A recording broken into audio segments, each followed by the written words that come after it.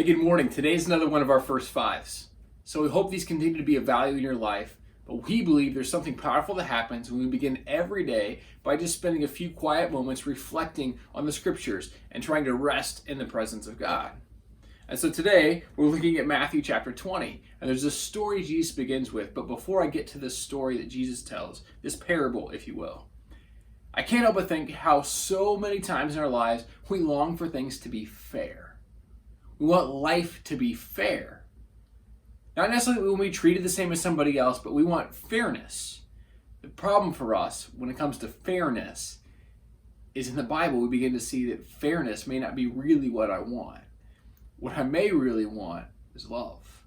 Because there's something about love that's different than fairness. Fairness may be what I think I need, but when God begins to speak in this story, we see that maybe love is one I need, which is greater than fairness. Here's the story. For the kingdom of heaven is like a landowner who went out early in the morning to hire laborers for his vineyard. After agreeing with the laborers for the usual daily wage, he sent them into his vineyard. When he went out about 9 o'clock, he saw others standing idle in the marketplace, and he said to them, "You also go into the vineyard, and I'll pay you whatever is right." So they went. When he went out again, about noon, and about 3 o'clock, he did the same. And about 5 o'clock, he went out and found others standing around, and he said to them, "Why are you standing here idle all day?" They said to him, "Because no one has hired us." He said to them, "You also go into the vineyard." When evening came, the owner of the vineyard said to his manager, "Call the laborers and give them their pay, beginning with the last and then going to the first." When those hired about 5 o'clock came, each of them received the usual daily wage. Now, when the first came, they thought they would receive more, but each of them also received the usual daily wage. And when they received it, they grumbled against the landowner, saying, "These last worked only 1 hour, and you've made them equal to us who have borne the burden of the day and the scorching heat." But he replied to one of them, "Friend, I'm doing you no wrong. Did you not agree with me for the usual daily wage? Take what belongs to you and go. I choose to give to this last the same as I gave to you. Am I not allowed to do what I choose with what belongs to me? Or are you envious because I am generous? So the last will be first, and the first will be last."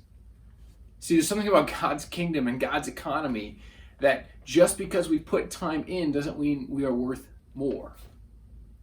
Now, I can't help but seeing one of the major things this story tells us right up front about the character of God is this.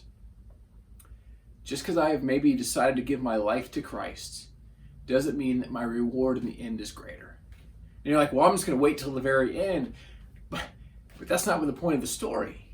The point of the story is this, that, man, what if I lived recognizing that my work is good? My work is good. What Jesus invites me into, my daily work for him, is good. And if I'll just trust him, the reward is mine just the same as those who come at the end. And I don't have to grumble against them, because the truth is, I don't know whether I'm the person that's the first worker or the last worker hired. And since we don't know, we shouldn't worry about it or grumble against each other or grumble against others or think, well, that person's new to the church and I put in more time, so I should have more influence. Possibly, but I'm not sure that's how it works in God's kingdom. In God's kingdom, it's about the reality of the graciousness of God. And so I don't need fairness. I need the love of Jesus. And that changes my heart. And so maybe, just maybe, God's grace and God's love extends beyond what we can imagine. And so we're better off saying, hey, I don't care if I'm last. I don't care if I'm last at all. I just want to be a part. And Jesus invites us to be his workers in his vineyard.